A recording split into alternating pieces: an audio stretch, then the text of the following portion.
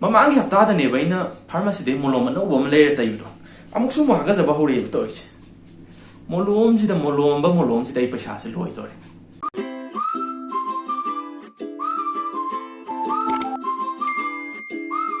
Hello ma'am ngasi so do ma'am video je hautu kan da kai matang har ga di ringworm gi matang gi video mu pudun luxury ho kai no di hausi ki matam da hai tai ne ko natang kitang summer su sangjak pa da ki nong su nong kai ka su ka dum ta bai tai yam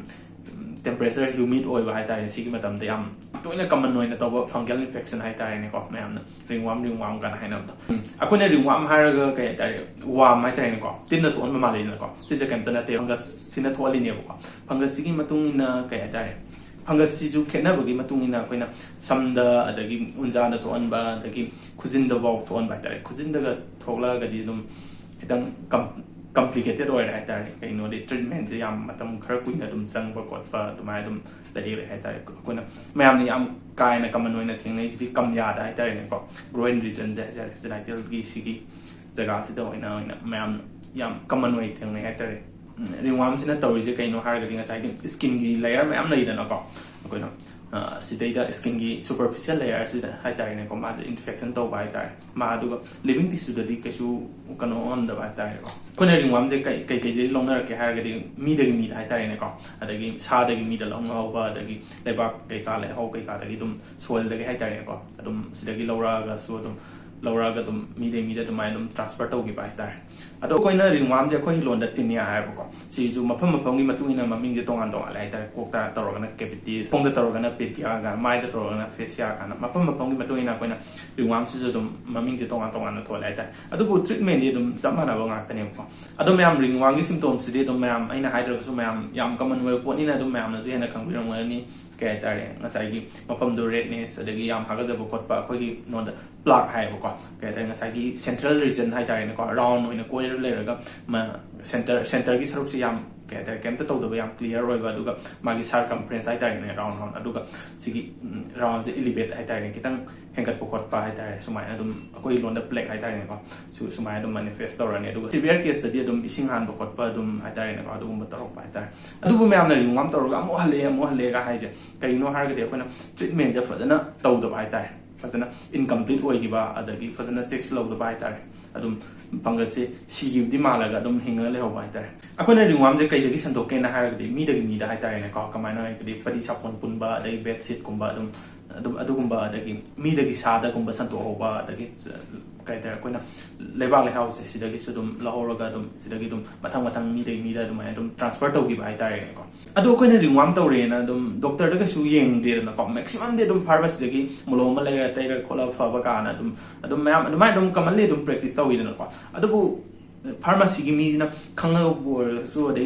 khangdana bu war ga so hai tai ne ko moina molom pi bi ro ko kan da hai tai steroid or component pi bi ro hai tai sina ga tai koi steroid si anti inflammatory ne dum tai ro ka da dum haga za badi phagi bai tai aduga mahik city si bong mo da atu duna hanjan kano ta ro kan da hai tai ngasai gi ringworm structure yam line yeng da khang da ngasai gi skin gi structure da fa na ka kan da hai tai ne ko doctor da kumba present to bai tai yam maximum case Madi fungus na tuan manina antifungal tha ga dam ni ko adon bot kaya tai orally ko na guli win sa je ruduga ko na tropical hai tai ne ko na molom men tai sigi si ani makan combination taroga topa na tragana amaka ora ka su adugo mayam na ringworm je tawbi di ngasai gi jaga je fazana dry win thambi bai tai kai no di ngasai gi fungus na grow to kan dai tai yam temperature wang ba adagi humid oi ba sidana yam hena grow to ngam bai tai tu ngasai gi ko na khonggaw mok ta set por ga sai tai ne ko kam ja da gum ba taroga di khonggaw mok ta set por ju kongom lawa set pi bai tai de inner wear gum ba dum matam khari dum set pi da ba doctor ke na ringworm je kamaina diagnose to ge na ga di clinically hai tai dum yeng ba kan dai lai na khang ba ngam bai tai adu ko ko na ngasai gi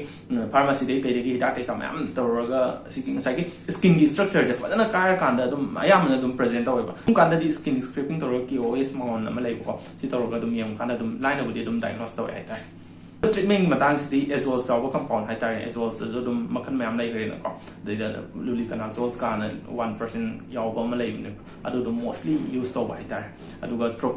orally antifungals ka dum sa hai tai adu mostly tropicals na dum tai ba kana hai tai ko 2 to 4 weeks kumba dum tai ba kana dum mathanda dum phagi hai tai adu dum ko na molom je tai ba kana 2 to 3 days adum ꯐꯒꯤꯅꯦꯕꯀꯣ ꯑꯗꯨ ꯐꯕ ꯃꯥꯟꯕꯩ ꯋꯥꯅꯦꯕ ꯑꯗꯨꯒꯤꯁꯨ ꯑꯗꯨꯝ ꯃꯩꯁꯦ ꯍꯥꯠꯇ꯭ꯔꯤꯕꯅꯦ ꯑꯗꯨꯗꯨꯅ ꯑꯗꯨꯝ at least 2 weeks ꯑꯗꯨꯝ continue ꯇꯧꯕꯤꯕ ꯍꯥꯏꯇꯥꯔꯦ ꯉꯁꯥꯏꯒꯤ ꯗꯥꯛꯇꯣ ꯀꯣꯛꯈ꯭ꯔꯒꯁꯨ ꯑꯗꯨꯒ ꯇꯩꯕ ꯃꯇꯝꯗꯁꯨ ꯃꯌꯥꯝꯅ ꯁꯨꯝ ꯃꯅꯨꯡꯗꯒꯤ ꯃꯄꯥꯟꯗ ꯇꯩꯊꯣꯛꯄꯤꯗꯕ ꯍꯥꯏꯇꯥꯔꯦ ꯃꯄꯥꯟꯂꯣꯝꯗꯒꯤ ꯃꯅꯨꯡꯂꯣꯝꯗ ꯁꯨꯝ ꯇꯩꯁꯟꯕꯤꯔꯛꯄ ꯍꯥꯏꯇꯥꯔꯦ ꯁꯤꯁꯤꯅ ꯁ꯭ꯄ꯭ꯔꯦꯗ ꯇꯧꯕꯒꯤ ꯆꯥꯟꯁꯇꯣ ꯍꯟꯊꯗꯣꯏꯅꯦꯕꯀꯣ ꯑꯗꯨꯒ ꯑꯩꯈꯣꯏꯅ ꯔꯤꯀꯔꯦꯟ ꯀꯦꯁꯇꯅ ꯀꯩꯅꯣ ꯍꯥꯏꯔꯒꯗꯤ ꯁꯔꯇꯦꯟ ꯏꯟꯚꯥꯏꯔꯣꯟꯃꯦꯟꯇꯦꯜ ꯐꯦꯛꯇꯔ ꯑꯗꯒꯤ ꯑꯩꯈꯣꯏꯅ ꯉꯁꯥꯏꯒꯤ ꯁ꯭ꯇꯦꯔꯣꯏꯗꯀꯨꯝꯕ ꯁꯤꯖꯤꯟꯅꯕ ꯑꯗꯒꯤ ꯐꯖꯅ ꯇ꯭ꯔꯤꯠꯃꯦꯟ ꯇꯧꯍꯧꯗꯕꯁꯦ ꯁꯤꯗꯒꯤ ꯑꯗꯨꯝ ꯃꯌꯥꯝꯅ ꯁꯨꯝ ꯑꯗꯒꯤ ꯍꯥꯒꯠꯖꯔꯕꯅꯦꯅ ꯑꯗꯒꯤ ꯑꯩꯈꯣꯏꯅ ꯃꯌꯥꯝꯅ ꯁꯨꯝ ꯍꯥꯒꯠꯖꯔꯕꯅꯦꯅ ꯈꯨꯖꯤꯟꯅ ꯈꯣꯠꯂꯨꯔꯅꯤ ꯑꯗꯒꯤ ꯈꯨꯠ ꯁꯥ ꯐꯖꯅ ꯆꯥꯝꯊꯣꯛꯇꯕꯤꯗ ꯑꯇꯩ ꯃꯐꯝꯗ ꯊꯦꯡꯅꯔꯒ ꯑꯗꯨꯝ ꯁ꯭ꯄ꯭ꯔꯦꯗ ꯇꯧꯍꯧꯕ ꯍꯥꯏꯇꯥꯔꯦ ꯁꯤꯒꯨꯝꯕꯒꯤ ꯀꯦꯁ ꯑꯗꯨꯒ ꯑꯩꯈꯣꯏꯅ ꯔꯤꯡꯋꯥꯔꯝ ꯇꯧꯕ ꯀꯥꯟꯗ ꯀꯩꯀꯩ ꯀꯤꯌꯔ ꯂꯧꯕꯤꯅꯤ ꯍꯥꯏꯔꯒꯗꯤ ꯐꯗꯤ ꯁꯥꯄꯣꯟ ꯁꯨꯡꯄꯨꯟ ꯄꯨꯟꯕꯤꯗꯕ ꯑꯗꯒꯤ ꯐꯤꯔꯣꯟꯅ ꯑꯗꯨꯝ ꯐꯖꯅ ꯆꯥꯝꯊꯣꯛꯄꯤꯕ ꯑꯗꯒꯤ